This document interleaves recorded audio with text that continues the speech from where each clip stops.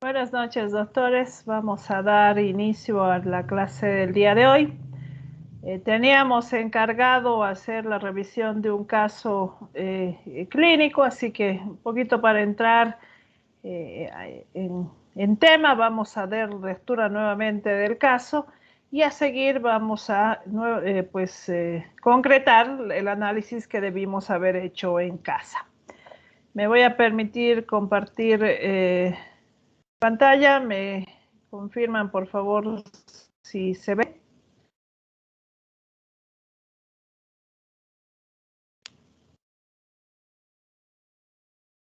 ¿Se ve, doctores? ¿Tenemos imagen? Se ve, doctora.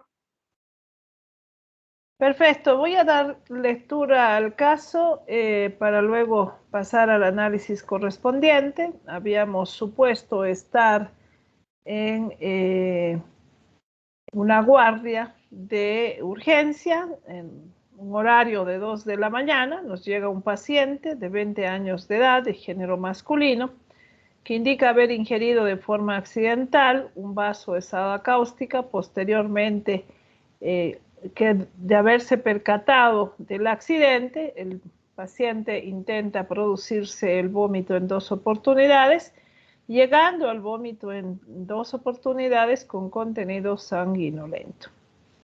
Cuando llega al examen físico es un paciente diaforético con una frecuencia de 100 latidos por minuto, una presión arterial de 160, con mucosas húmedas y rosadas, pero a la revisión de la cavidad oral se evidencian aftas de diferentes tamaños que cubren el paladar blando y duro.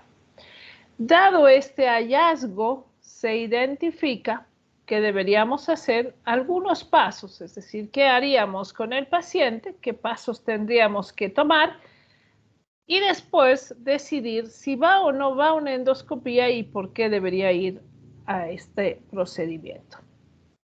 Bien, dado la lectura, pues vamos a proceder a hacer nuestro análisis, ya que era una tarea encomendada el anterior fin de semana. Así que nos toca hacer el análisis. ¿Algún voluntario, doctores, para comenzar el análisis del caso de esta noche?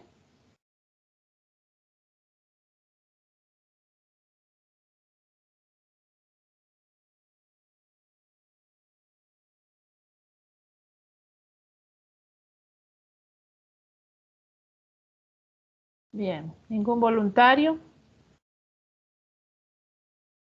Perfecto. Vamos a ir comenzando. Entonces vamos a invitar a Aldemar Espino, doctor.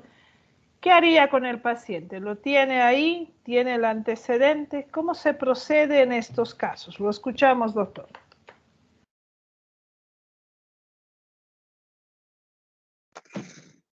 Doctora, ¿podría colocar el caso clínico nuevamente? Claro. Por favor. Ahí está. ¿Se ve, doctor? Sí, doctora. Bien. ¿Qué hacemos, doctor? ¿Cómo procedemos con el paciente?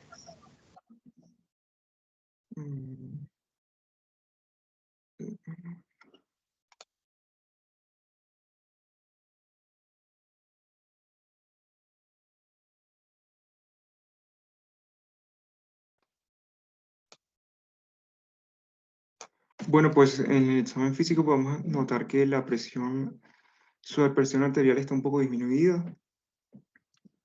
La frecuencia cardíaca también está, bueno, está dentro del valor normal, pero al límite. ¿Qué hace primero? Luego se hace, le hace una endoscopía. Examen físico.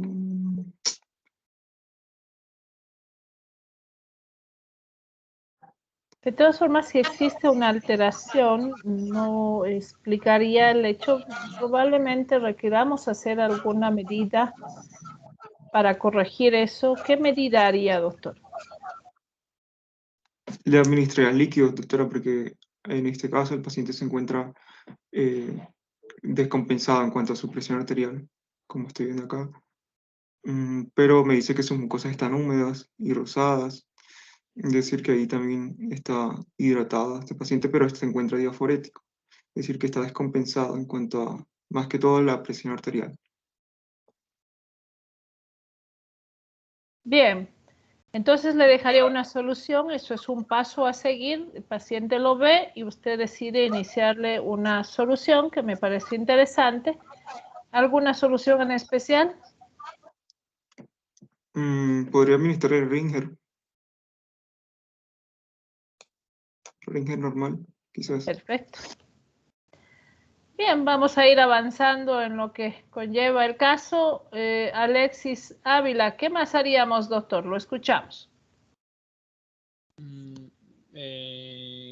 Como dijo, administrar líquidos, entre esos el Ringer lactato y una endoscopía, doctora. Es decir, inmediatamente después de identificar el detalle lo enviamos a endoscopía. ¿Estoy bien?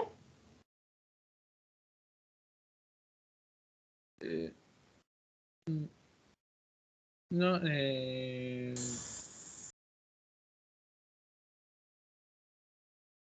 no necesariamente, pero sería uno de los, no necesariamente, pero sería uno de los procedimientos que se debería tomar. Bien, entonces sí va a ir a endoscopía, pero veremos el tiempo oportuno. ¿Algún Doctora, tiempo ideal? Lo escucho al Doctora, Aldemar, lo escuchamos. yo creo que, o sea, la endoscopía se haría, pero no en un momento tan oportuno, digamos, tan rápido, por el tema de que el paciente presenta las aftas y esa lesión que hay en la mucosa. Creería que de pronto por esa condición quizás no hacerlo como enseguida, pero sí ir como andando en otros exámenes que después nos pueden ayudar y luego posteriormente no lesionar como tal la mucosa de ese paciente en ese momento tan rápido, digamos. Pero sí la endoscopía está como en un punto, podría ser, pero un poquito más adelante, cosa de que la mucosa vaya cicatrizando y no lesionar mucho más y ahondar mucho más en ese tejido de ese paciente. Bien, sí hay una indicación, pero habría que ver un tiempo oportuno. ¿De acuerdo? Entonces me quedo con ello. Tal vez nos podríamos poner un tiempo en 24, en 72 horas o en 48 horas, previendo ciertas situaciones que serán importantes prever en el paciente. Excelente. Ana dos Santos, ¿qué más haríamos, doctora? La escuchamos.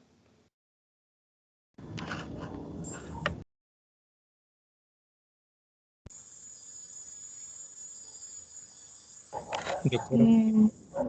Disculpe, doctora, no sabré decir. Dan quería tomar la palabra, lo escuchamos. Sí, doctora, ¿estaría indicado un lavado gástrico, doctora, en este caso?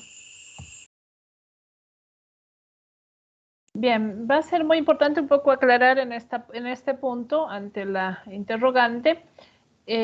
Las sustancias corrosivas producen daño por contacto, por lo tanto, cuando uno evalúa dentro de la fisiopatología, se toma en consideración el tiempo de exposición y las veces que entra en contacto.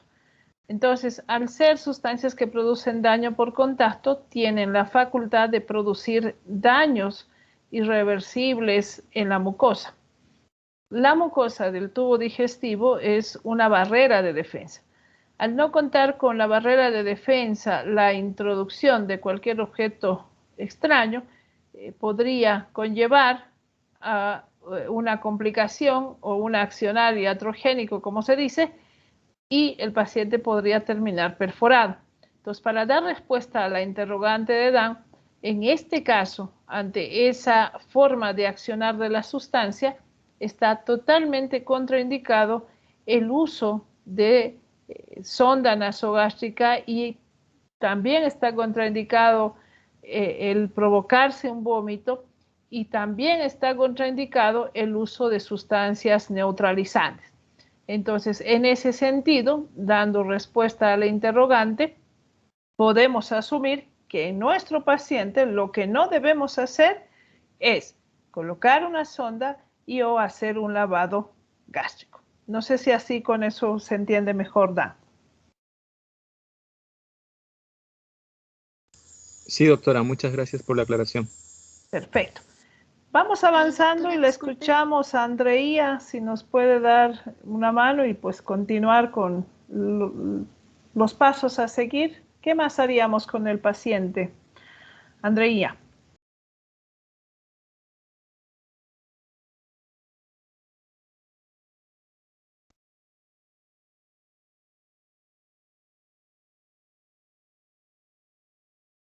No está con nosotros. Brian Araya, por favor, lo escuchamos. ¿Qué más debemos hacer con el paciente?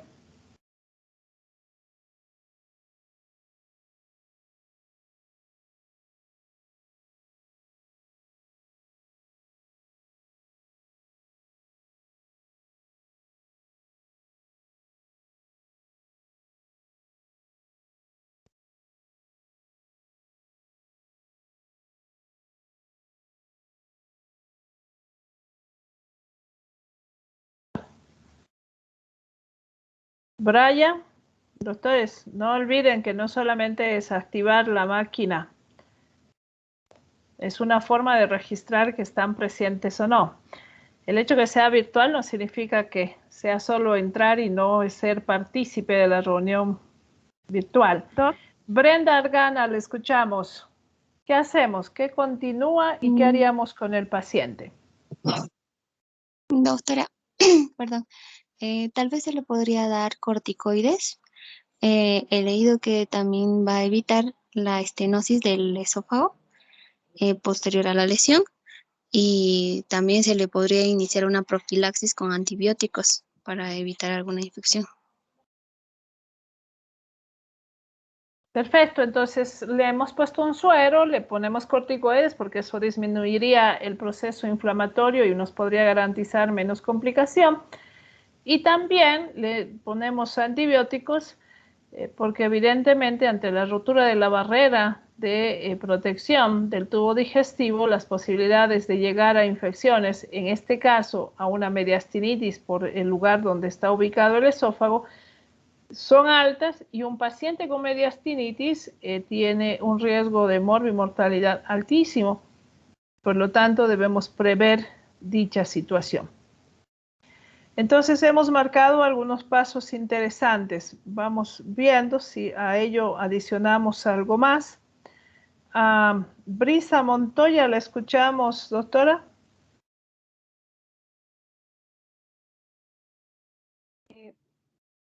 Buenas tardes, doctora.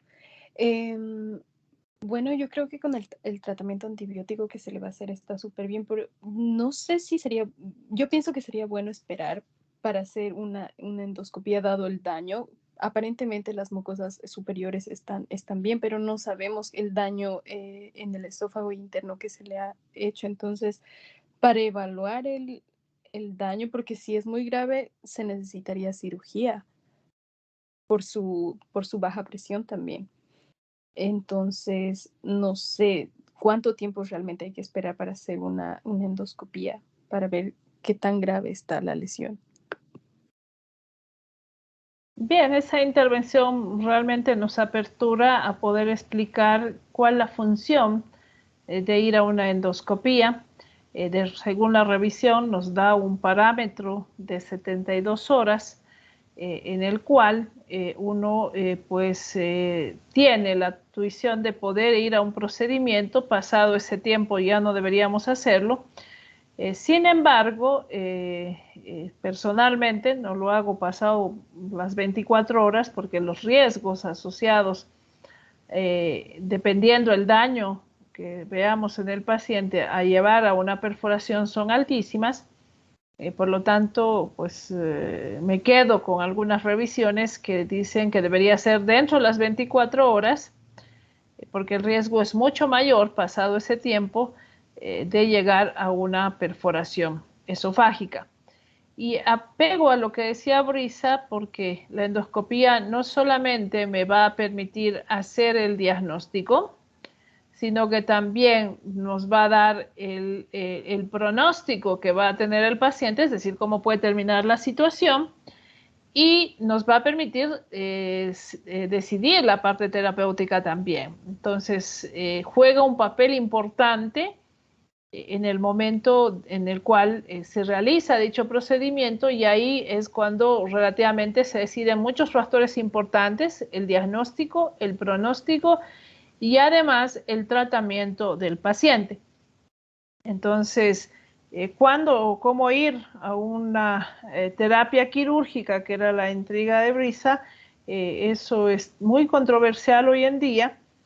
Sí existen algunas revisiones en los casos del área pediátrica de los niños, cuando tienen grandes lesiones asociadas a la ingesta de corrosivos, y hace que pues se termine con, terminamos en sí teniendo la complicación severa de una estenosis, y ahí es donde en algunas revisiones en la área pediátrica se decide intervenir quirúrgicamente y hacer la restitución de esófago tempranamente.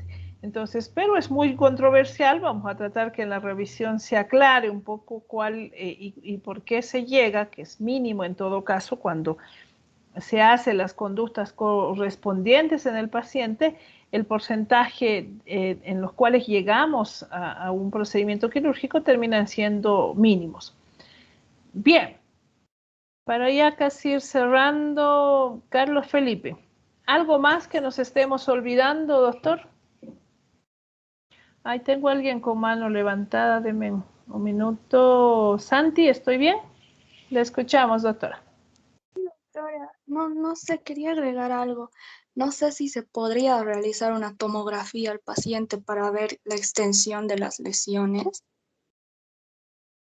Bien, como lo había indicado, la endoscopía es el mejor método diagnóstico para determinar la gravedad y la afección provocada por la sustancia.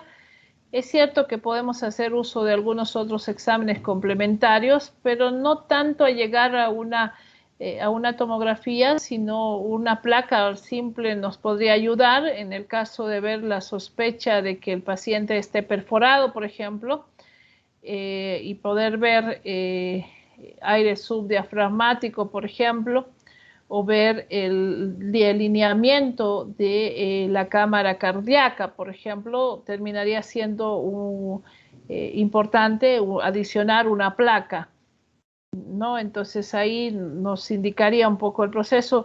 La tomo un poco entendiendo de que existiría probablemente a través de un examen complementario de tomografía un edema importante de la pared esofágica y probablemente un compromiso de la misma característica en los órganos adyacentes en el mediastino.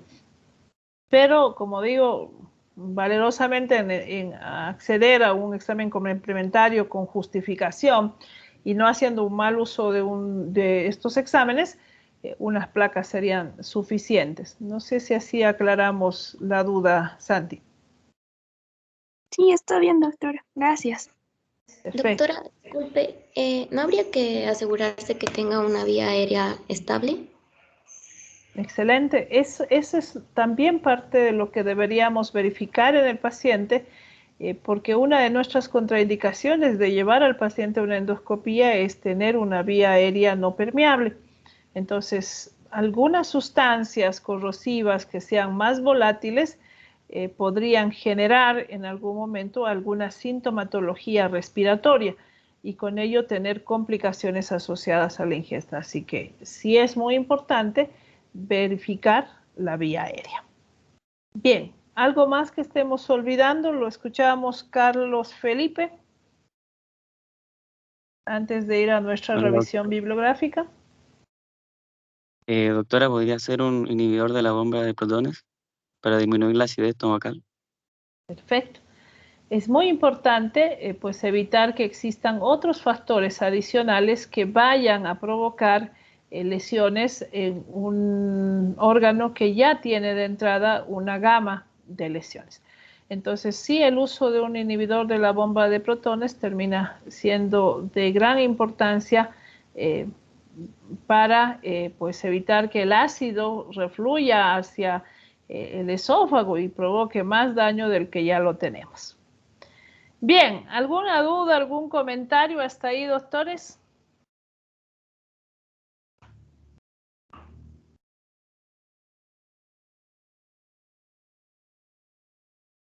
¿Está todo claro, doctores? Sí, doctor. Sí, doctora. Sí, doctora. Bien, vamos a hacer algo interesante. Voy a mostrarles un fragmento de una endoscopía para quienes no han tenido la opción de poder ver. Vamos a ver una lesión asociada al consumo de corrosivos para que vean y entendamos el por qué se toman ciertas decisiones y medidas terapéuticas y accionales también en afán, en todo caso, de tomar una conducta adecuada en el paciente. Entonces vamos a ver un caso de ingesta corrosiva severa para ustedes ver un poco por qué hablamos de necrosis, por qué hablamos de ulceraciones, porque vamos a ver algunas clasificaciones asociadas a endoscopía. Entonces vamos a compartir pantalla. Me confirman si se ve con claridad. ¿Se ve, doctores? Sí, doctor. Sí, doctora. Perfecto, pues vamos a ir viendo, ahí está ingresando el endoscopista, un esófago que parece cualquier otra cosa menos un esófago, tiene múltiples ulceraciones que ocupan casi toda la circunferencia, hay áreas necróticas, es todo el trayecto del tubo esofágico, ahí está la unión esófago-gástrica y ahí ya vemos necrosis mucho más marcadas con datos de sangrado. Cuando la sustancia por cantidad, por consistencia, pueda llegar a la cámara gástrica, vemos que también puede afectar el tejido gástrico. Miren esas áreas necróticas, ulceradas. Y algunas sustancias pueden provocar en el contacto un aumento de la presión del píloro y con ello evitar en todo caso pues la migración de la sustancia más allá del píloro, pero ocasionando mayor daño, ¿no? Entonces cuanto más tiempo permanezca la sustancia asociada a su concentración, asociada a todo lo que ello conlleva, la composición, la concentración, el tiempo, la exposición, vamos a tener este tipo de alteraciones severas en los pacientes con ulceraciones. Y bueno, ya con este detalle uno se va imaginando, y por eso hablábamos del pronóstico asociado, que uno va imaginando lo que va a suceder con el paciente una vez que pues pase el proceso inflamatorio, cómo va a terminar la situación del paciente. Entonces, así de severas pueden ser los casos que podamos identificar. Por lo tanto, nos hemos mediado unos tiempos y creo que está claro cuáles son los pasos a seguir en cada caso del paciente. ¿Alguna duda hasta ahí, doctores?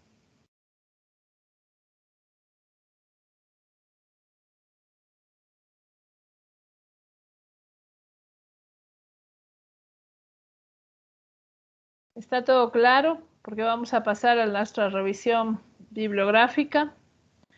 ¿Me confirman si tenemos ahí imagen, doctores? Sí, se ve. Sí, se ve, doctora. Sí, doctora. Perfecto.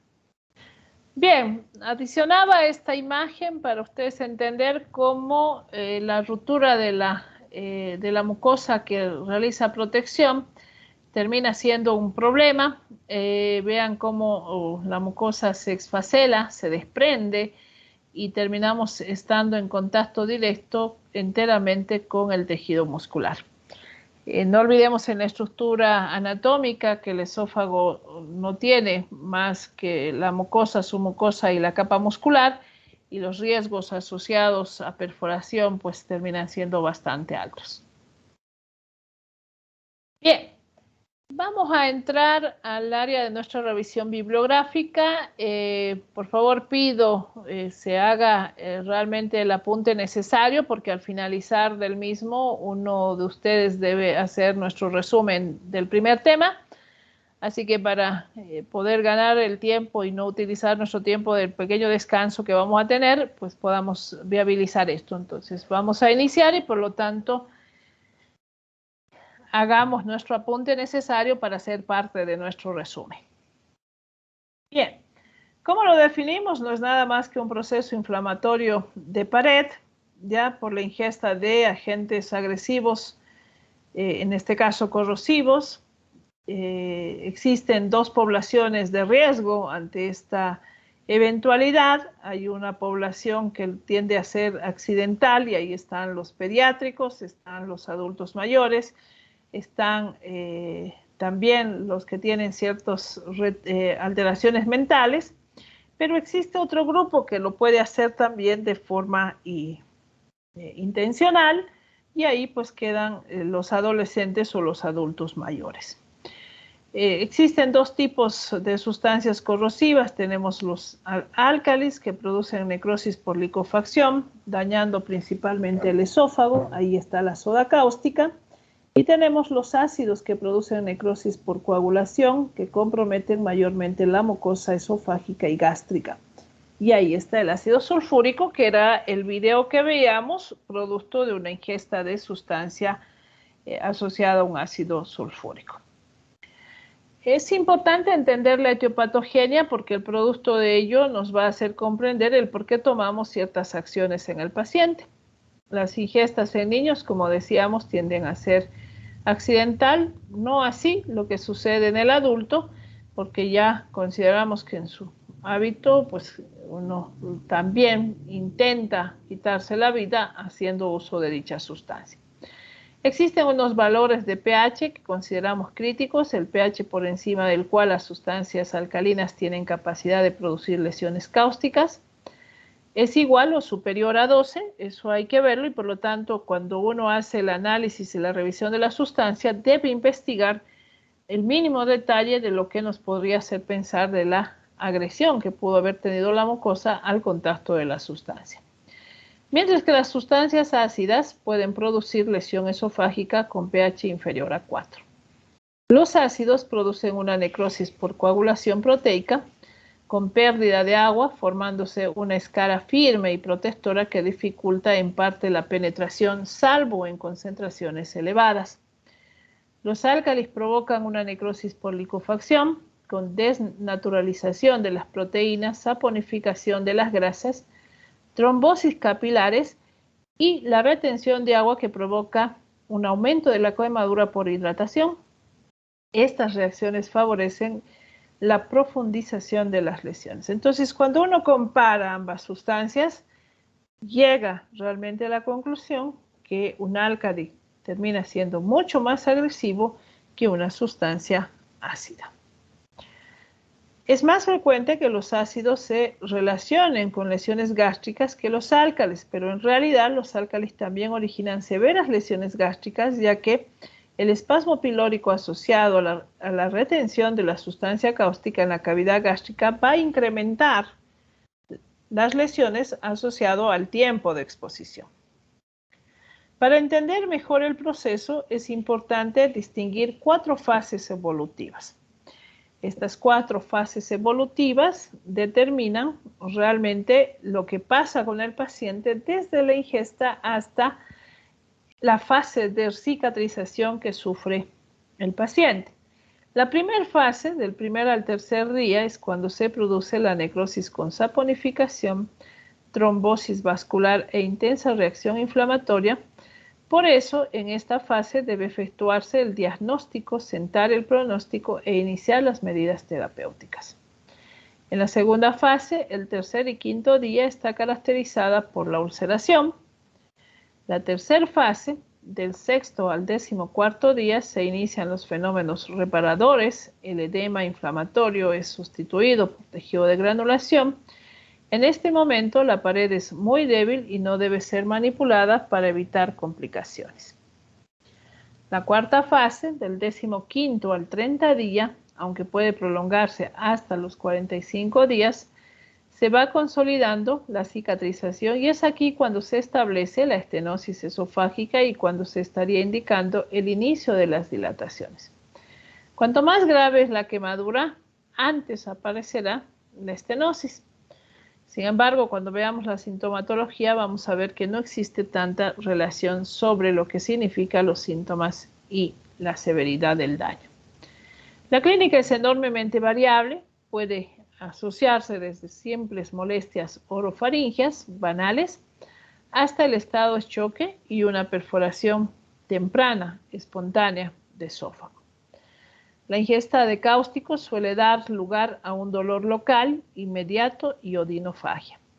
Con frecuencia los pacientes presentan vómitos o náuseas inmediatas a la ingestión.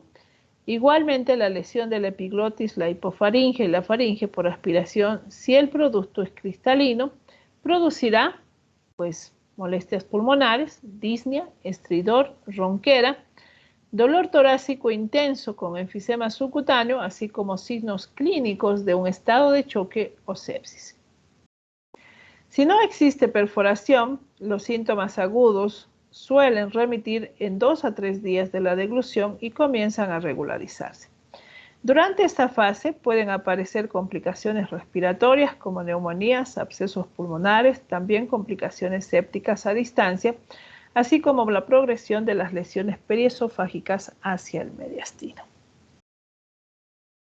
Por lo tanto, la existencia de síntomas o signos clínicos no se predice con exactitud la presencia ni la gravedad de la lesión ni el desarrollo de una estenosis esofágica, así que no existe esa relación al hecho de que más síntomas, más daño. La exploración endoscópica constituye la exploración más adecuada para el estudio de la posible afección esofágica tras la ingesta de una sustancia corrosiva. Evolutivamente, en las siguientes semanas pueden aparecer obstrucción esofágica, disfagia, ya que el 80% de las estenosis se desarrollan en los 2 meses posteriores a la agresión esofágica. En algunos casos, estos cambios progresan más gradualmente, retrasando la aparición de los síntomas durante varios meses. Si bien es cierto que la incidencia de niños con quemaduras de tercer grado sin ningún síntoma o signo clínico es muy baja, y además el riesgo de lesión severa se incrementa proporcionalmente con el número de signos y síntomas que el paciente tiene. Por ende, el grado de lesión va a estar directamente relacionado a todo lo que comentábamos. ¿Qué sustancia? ¿Cuál la concentración de la misma? Y el tiempo y las veces de exposición en la mucosa. Entonces, todo ello en conjunto es lo que nosotros evaluamos en la revisión endoscópica. Por lo tanto, nos regimos a 2 clasificaciones, la clasificación de Webb y la clasificación de Sargar, mismos que nos van a permitir identificar las lesiones y con ello, pues, nosotros tomar una conducta. ¿Qué nos dice Webb? Mucosa edematosa, pues hay eritema, erosiones, no ulceraciones todavía y no existe una pérdida de la mucosa en mínima proporción o no existe hemorragia. Un grado 2, mucosas más edematosas, hay eritema, hay ulceraciones, presencia de hemorragia que a veces están rodeadas de tejido sano. La motilidad esofágica está conservada. Un grado 3, presencia de extensas ulceraciones e importante hemorragia con exudado blanco grisáceo, ausencia de peristaltismo y lumen esofágico dilatado, aunque a veces es posible encontrar obliteración completa de la luz esofágica asociado al edema que produce el paciente. La clasificación de la esofagitis por Sargar es una de las clasificaciones que la usamos más porque nos permite realmente definir y entender la gravedad de la lesión asociada. El grado 0 es una entidad interesante porque tenemos un número de pacientes que puede asumir y dar el detalle de un consumo de una sustancia corrosiva, pero yendo a la endoscopía uno no identifica ninguna lesión asociada. Entonces, por ende, Sargar también nos permite tener esa clasificación y tomar una conducta al respecto. El grado 1 es una mucosa con edema y hiperemia. El grado 2A, mucosa friable, hemorrágica, erosionada, con presencia de exudados y membranas, erosiones y ulceraciones superficiales. El grado 2B, a los signos descritos del 2A se suman úlceras circunscritas, profundas y circunferenciales. El grado 3, ulceraciones múltiples y áreas de necrosis, áreas marrones, negruzcas o decoloradas, grisáceas, que evidencian necrosis. El grado 2A, necrosis focal, y el grado 3B, necrosis extensa. Entonces, existen esas evidencias de tener lesiones en diferentes grados, pero ¿para qué hacemos la clasificación de Sargar? La hacemos tanto para conocer la extensión de la lesión, pero también entre ello analizamos un estado de pronóstico. Como vemos en imagen, podemos tener simplemente una pequeña afección esofágica con una pequeña exfaselación de la mucosa, a procesos tan graves como necrosis marcada o total de la mucosa gástrica. Entonces depende mucho realmente de todos los factores que conllevan al daño que vemos en la endoscopía.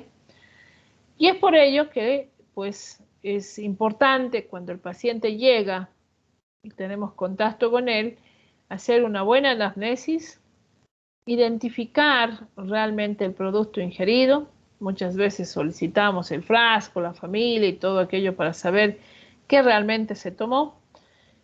Cuando no podemos simplemente con la clínica evidenciar la severidad de lo que estamos viendo, asociamos una serie de exámenes complementarios, placas, analítica sanguínea, para ya tomando las medidas necesarias podamos indicar una endoscopía alta. Para esa indicación de endoscopía alta es importante no olvidar, ¿no?, que existen contraindicaciones como la inestabilidad hemodinámica, sospecha de perforación, obstrucción de la vía aérea superior, clínica de alguna causación grave, más de 6 horas post-exposición y que esto aumente el riesgo de perforación en el paciente. Entonces, todo eso evaluamos al momento de decidir ir a la endoscopía digestiva alta y no tener complicaciones graves después de ello. Indicamos que la endoscopía debería realizarse hasta las 72 horas, eso es lo que marca la bibliografía. Personalmente no lo hago pasado las 24, los riesgos de perforación son mayores. Ustedes han visto en imagen el grado de lesión que uno puede tener asociado a esta ingesta. Pero lo más importante es identificar que el ir a una endoscopía temprana nos permite hacer el diagnóstico, nos permite tener una visión del pronóstico y tomar una decisión terapéutica. Dado ese entendido, pues ahí tenemos el detalle para nosotros con un resultado asumir dicha conducta. Es así que nos aperturamos que ese dato del pronóstico del paciente se va a ver reflejado a través de la profundidad a la cual abarca la lesión. Si nosotros tuviéramos un grado 0, pues no hay profundidad porque no hay lesión, la curación es 100%. El grado 1 tiene una afección de mucosa y la curación es al 100%. El grado 2A alcanza hasta la submucosa y el pronóstico de estenosis es menos del 15%. El grado 2B alcanza a la submucosa y la muscular y la estenosis es mayor al 90%. En el grado 3A, 3B y 4, la afección es transmural. Por lo tanto, el pronóstico de estos pacientes es grave, con riesgo de mortalidad severa. Entonces, es muy importante no olvidar el detalle que nos puede dar Sargar, que simplemente la endoscopía nos marca la lesión, la extensión y nos permite predecir el pronóstico en el paciente.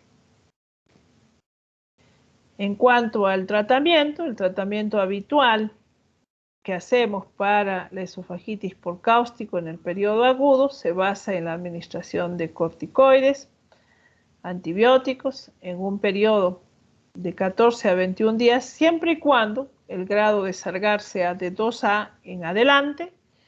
Si la evolución del paciente termina en una complicación de una estenosis esofágica, se realizará el tratamiento conservador con dilataciones por vía endoscópica.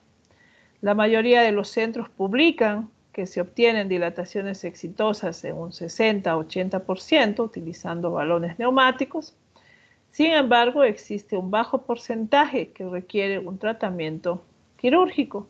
Como lo indicamos, no siempre la indicación quirúrgica es de primera indicación. Muy rara vez existe solo bibliografía al respecto sobre el manejo en pacientes pediátricos, pero en adultos no. Vamos a la utilización de los corticoides, a la utilización de antibióticos, toda una medida hasta tener la evaluación endoscópica y con ello decidir si se continúa o no con el tratamiento. Bien, doctores, ¿alguna duda, alguna pregunta hasta ahí?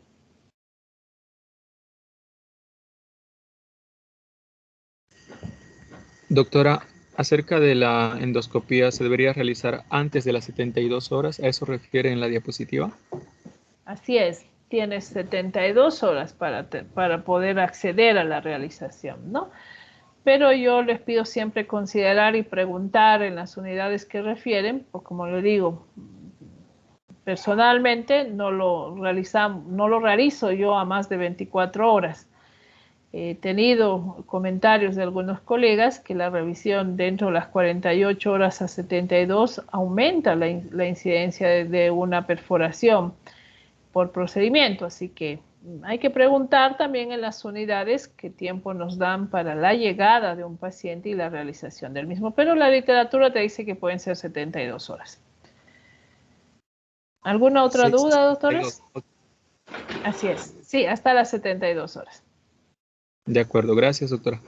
Perfecto. ¿Alguna otra duda, doctores? ¿Algún otro comentario?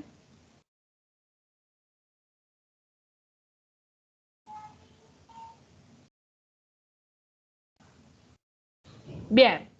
¿Quién va a ser nuestro premiado de esta noche? ¿Algún voluntario para nuestro resumen del primer tema, doctores?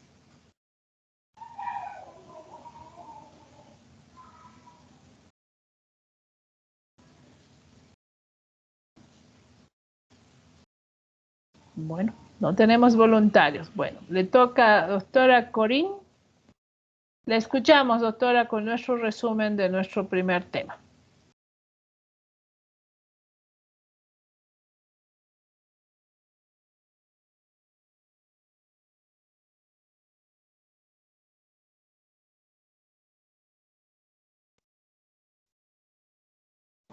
No está con nosotros Corín. Bueno. Dan, le toca. Lo escuchamos, doctor. Resumen de nuestro primer tema. Está bien, doctora. Habíamos empezado, ¿no?, diciendo acerca de la definición, que era una lesión a nivel del esófago debido a sustancias lesivas a nivel del esófago. Eso es lo que recuerdo, doctora, un poco. Después habíamos hablado acerca de la etiopatogenia, que puede ser de carácter accidental en niños, ¿no? Y en adultos es lo opuesto, ¿no? Y puede estar dado tanto por ácidos como por alcalinos. Generalmente dijo que los alcalinos son los más lesivos y los ácidos son los más frecuentes, ¿no? ¿Estoy en lo correcto, ¿verdad? Eso. Después habíamos hablado también de que habían 4 fases evolutivas, ¿no? La primera, la segunda, la tercera y la cuarta. La primera iba del primer al tercer día. La segunda del tercer al quinto día. Ahí había ulceración, eso me acuerdo. ¿Qué más? También a nivel de la lesión está relacionado con el tipo y concentración de la sustancia, dijo, ¿no? Que había ingerido el paciente y también el tiempo que había transcurrido desde que ha ingerido, ¿no? Eso, el grado de lesión, eso no sé si logré comprender bien, pero el grado de lesión se podría clasificar de acuerdo a dos clasificaciones, dijo doctora.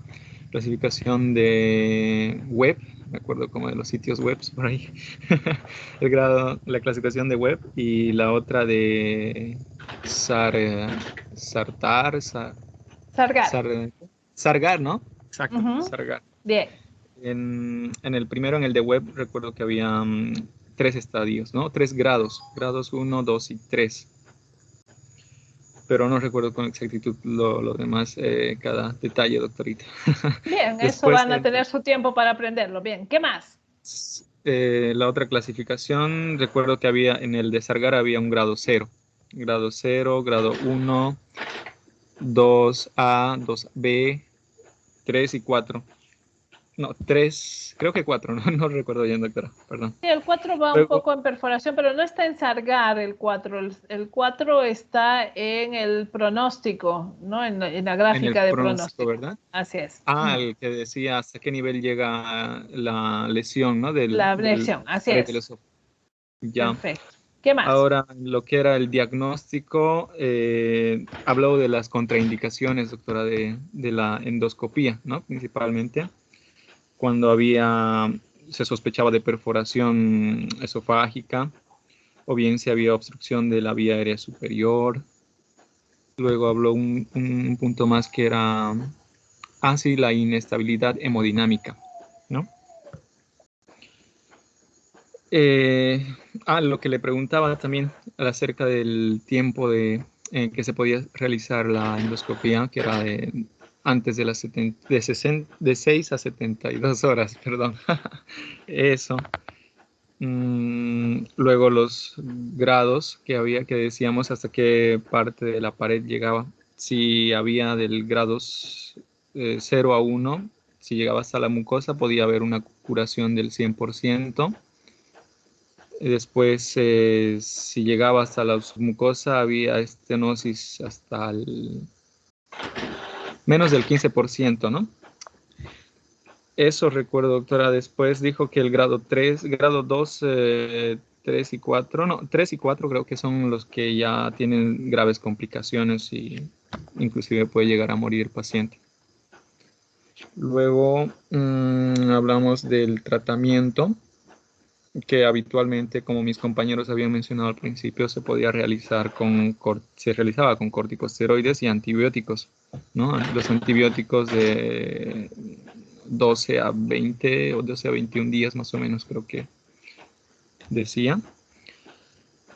Y también se podía utilizar balones neumáticos, igual dijo, ¿no?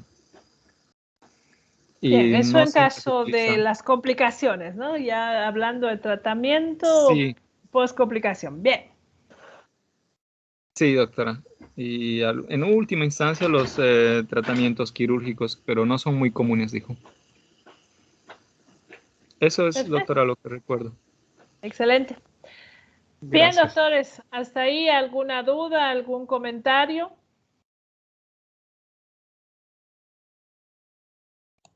No, que está claro. Perfecto. Bien, vamos a tener un pequeño espacio, nos vamos a dar unos 15 minutos, por favor pido pues movilizarse un poco, pararse, hacer circulación, para que luego ingresemos con nuestro siguiente tema asociado a las esofagitis infecciosas. Entonces, tengo 20 y 30, estaríamos volviendo en 15 minutos para retomar nuevamente, pues, pero permaneciendo en línea. Volvemos en 15 minutos, doctores. De acuerdo, doctora, gracias.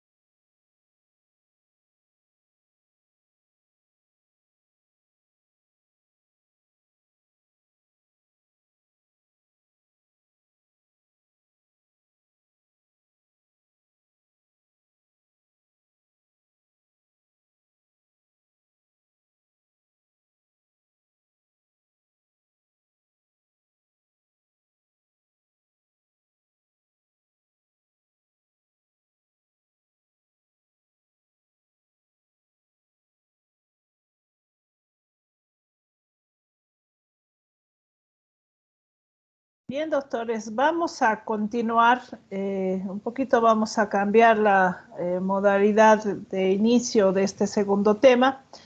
Antes de ir a nuestra revisión de caso, voy a hacer una pequeña introducción porque eso nos va a permitir hacer un rápido análisis del caso asociado a las esofagitis infecciosas.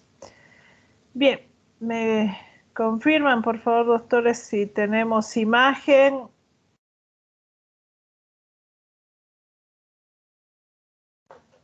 Sí, doctor. Perfecto. Bien, entonces vamos a ingresar a esta parte interesante, hablando ya de esofagitis infecciosas. Vamos a hacer un preliminar y vamos a tener un caso para poder discutirlo. ¿Cuándo nacen estas entidades? Pues nacen ante la aparición del SIDA, estamos hablando de aquella época de 1982. El espectro etiológico, clínico y terapéutico de la patología infecciosa del esófago ha ido cambiando. La prevalencia de esofagitis infecciosa en pacientes con SIDA es de hasta un 40%, pudiendo estar producida por uno o varios patógenos a la vez. Las esofagitis infecciosas son poco comunes en los sujetos inmunocompetentes, requiriéndose algún factor predisponente para su aparición. Esos factores van a ser factores de riesgo que están asociadas y se clasifican en tres grupos: el defecto de la vigilancia inmune, la alteración de la flora microbiana esofágica y las anomalías de la estructura o función esofágica. Esto es muy importante porque eso nos va a hacer entender el por qué vamos a tener este tipo de afecciones y en base a qué también nos vamos a plantear las correcciones, porque la terapéutica asociada hoy en día habla mucho de corregir estos factores de riesgo. En la actualidad, el mayor factor de riesgo lo constituye la infección por el virus de la inmunodeficiencia humana. Otros factores predisponentes son las neoplasias, tumores, sobre todo leucemia, linfoma, mieloma, los síndromes de inmunodeficiencia congénita, los tratamientos con corticoides, fármacos inmunodepresores o con antibióticos de amplio espectro. La diabetes mellitus, la hipoparatiroidismo, la insuficiencia suprarrenal y renal, el lupus, la edad avanzada y el alcoholismo.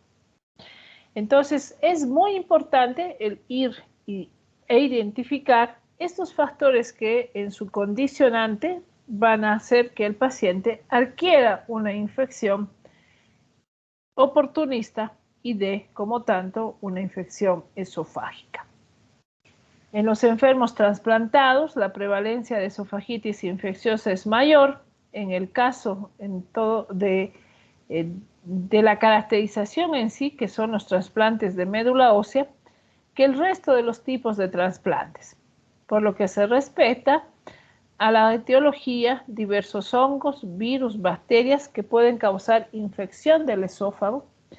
La causa más frecuente es la Candida albicans, seguido del virus herpes simple. Ya con ello nos aperturamos a identificar una de las afecciones más frecuentes asociada a este factor de riesgo. Es por eso que vamos a tener un pequeño caso, paciente de 95 años de edad, varón, que acude con un cuadro de evolución de más o menos una semana, caracterizado por presentar dolor al tragar los alimentos, náuseas sin vómitos, con solo tolerancia de alimentos líquidos. Tiene antecedentes de POC.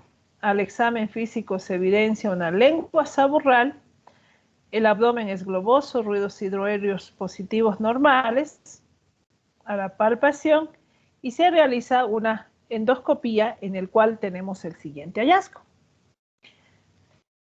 Vemos pseudomembranas blanquecinas firmemente adheridas que ocupan más del 50% de la luz. ¿Qué necesitamos hacer en este caso? Identificar los factores de riesgo y plantear un tratamiento para nuestro paciente. Dado ese detalle, nos vamos a dar simplemente unos minutos para hacer ese análisis y volvemos ya para la discusión de este caso. Otros doctores, ya estamos de vuelta.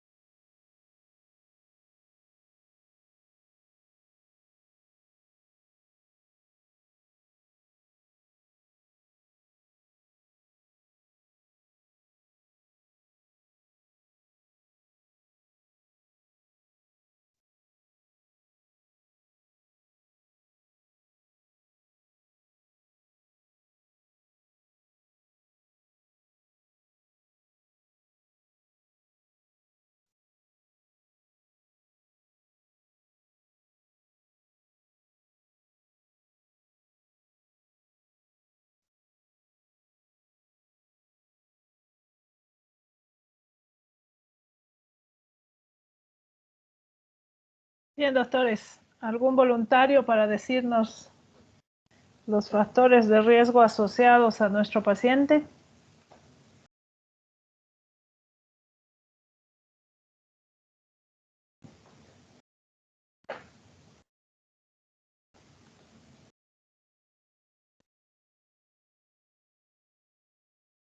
Bien, Danitza Herbas, la escuchamos, doctora. ¿Cuáles serán los factores de riesgo asociados en este caso? Ya, Doc, yo creo que se trata de una esofagitis por Candida albicans. El factor de riesgo de nuestro paciente sería el EPOC y pues el tratamiento sería antiviral y antimicótico. Podríamos darle un antiviral, el aciclovir o el valaciclovir, y antimicótico o fluconazol o la anfotericina podría ser, Doc.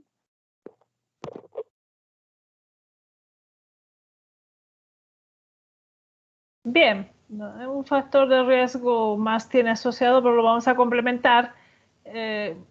¿Por qué decide usar un antiviral? ¿Qué le hace pensar que podríamos tener una doble asociación de enfermedad infecciosa en el paciente?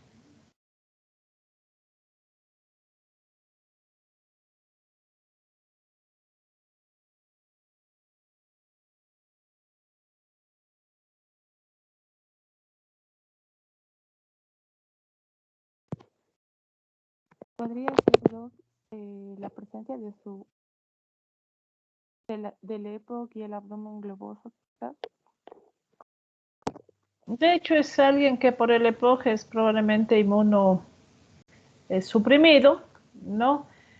Segundo, es un paciente añoso, tiene un extremo de edad, ese también es otro factor de riesgo, pero no siempre existe una asociación de una infección oportunista a otra, ¿no? Lo que sí nos permite ver la endoscopía es la caracterización de unas placas pseudomembranosas que son propias de la Candida albicans, que con eso compartimos su decisión e incluso la toma del antimicótico indicado, pero para ver una sobreposición de alguna infección tendríamos que tomar una muestra, una biopsia, un cepillado de esa infección y con ello identificar alguna afección.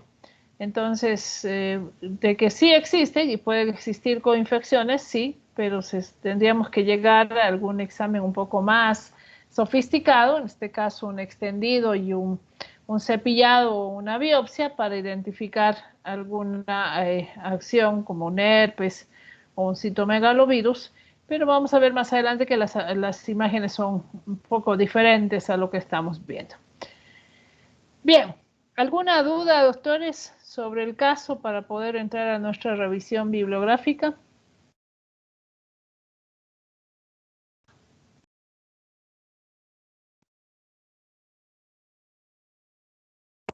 No.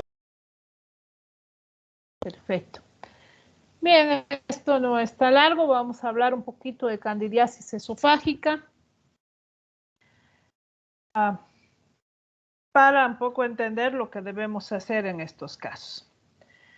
Bien, la Candida albicans se encuentra en el esófago como comensal y es la causa más frecuente de esofagitis fúngica, pero otras especies también pueden producir una candidiasis esofágica y estas las hemos visto en estos últimos tiempos asociados a los pacientes post-COVID.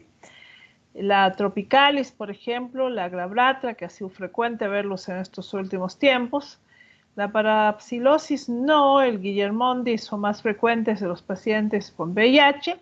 Y la Krusei, que también la hemos visto muy frecuentemente en pacientes post-COVID. La infección candidiásica se produce en dos etapas. En primer lugar, se coloniza el esófago favorecido por cualquier factor que altere el equilibrio de la flora normal y su prevalencia, que es menor al 20%. Posteriormente sobreviene la infección, invasión de la capa epitelial, que en general requiere alteración de la inmunidad celular.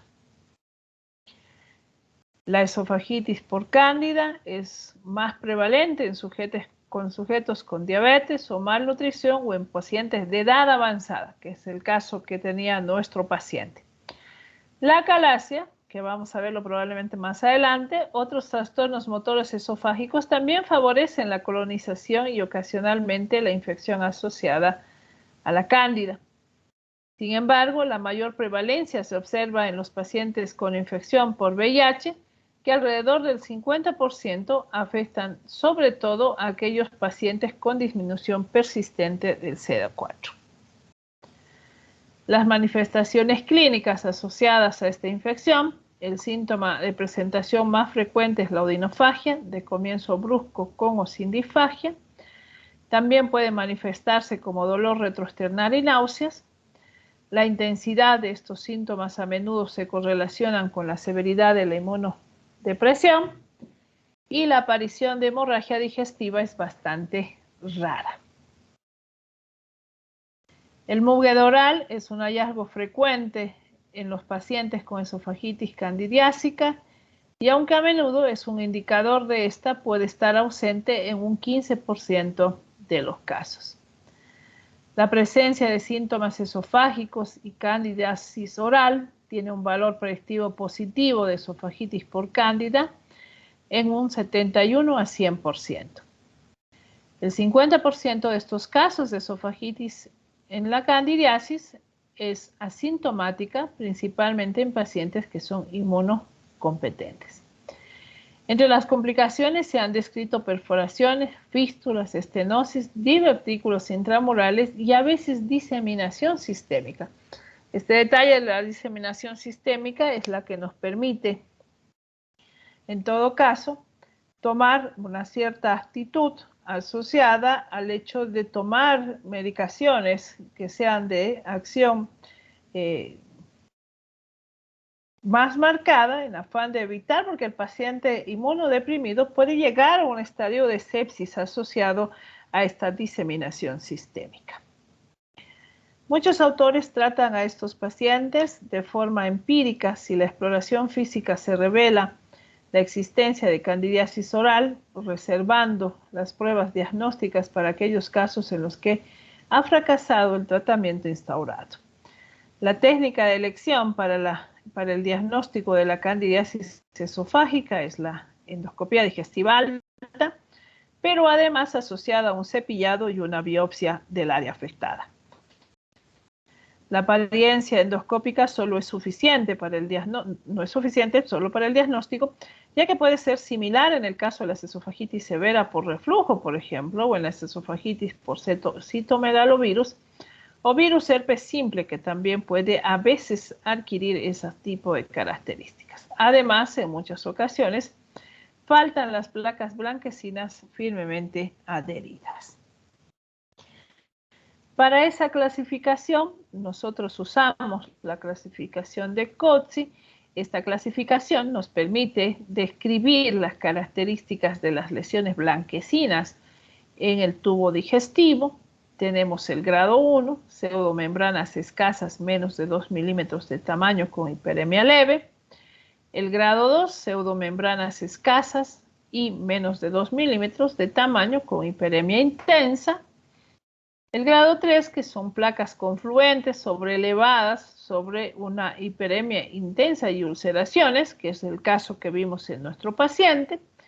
Y el grado 4, que es el grado 3 más la friabilidad de la mucosa y la estenosis de la luz del tubo. El diagnóstico de confirmación nos da el examen histológico de las muestras obtenidas mediante un cepillado y biopsia. El cepillado demuestra la existencia de la cándida en un 90 a 100% de los casos, sugiriendo el diagnóstico de esofagitis siempre que el hongo aparezca en forma de hifas y o mezclado con células epiteliales viables, y la biopsia nos da esa posibilidad de diagnóstico en un 70%. El cultivo está indicado en raras ocasiones, ya que la cándida es un comensal del organismo y el cultivo no puede diferenciar la flora normal, la colonización ni la infección. Entonces, cabe ahí ciertas dudas cuando alguien sugiere o indica un cultivo para la cándida.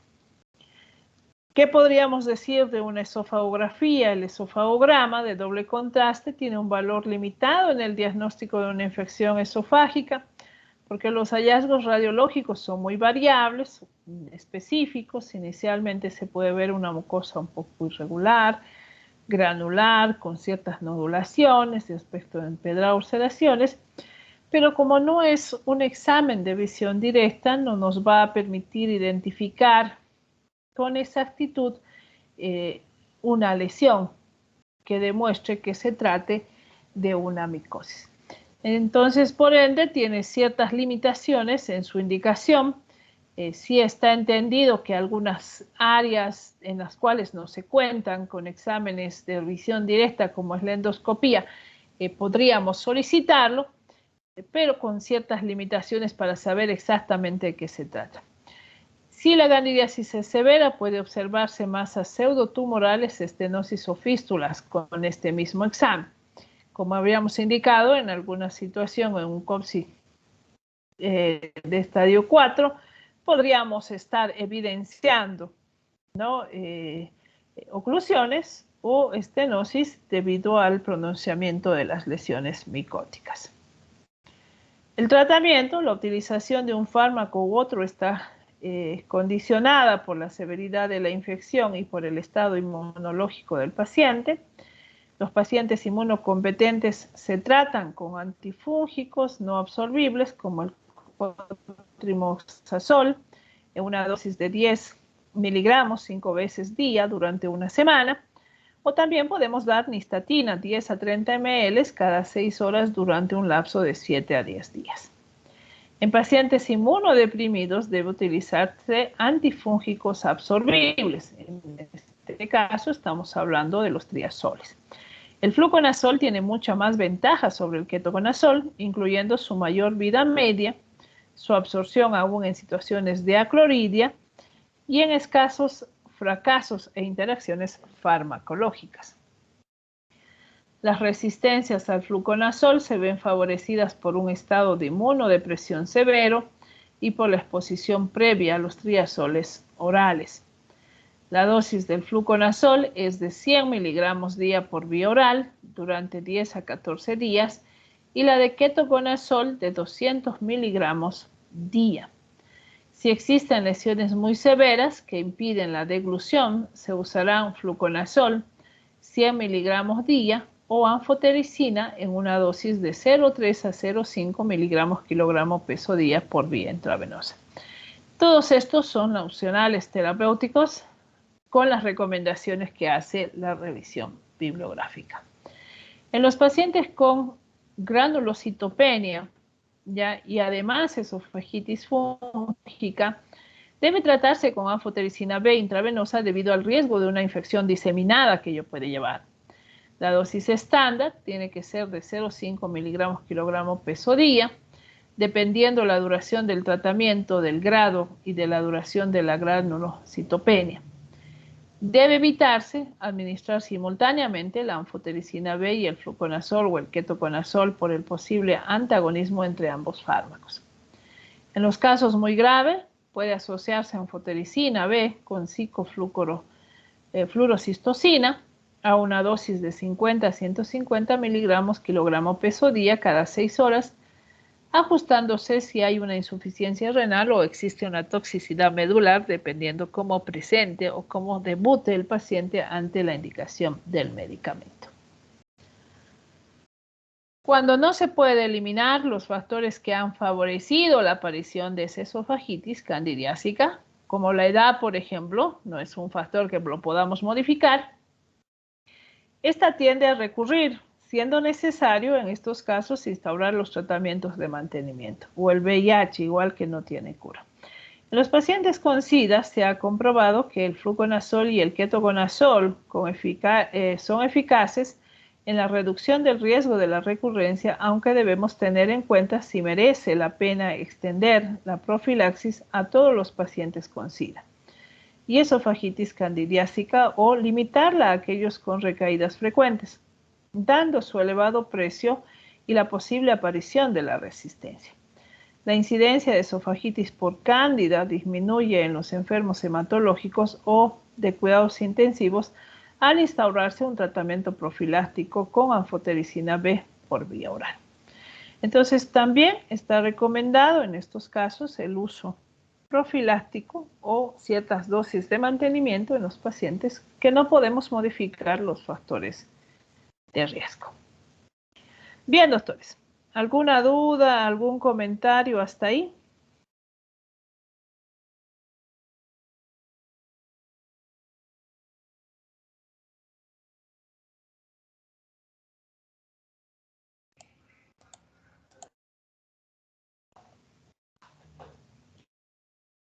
Bien, si no tenemos dudas, doctores, nuevamente pedir, hagamos las revisiones bibliográficas que las vamos subiendo cada día por la parte de la revisión bibliográfica y poder tener el tema por lo menos revisado para el día que se elabore.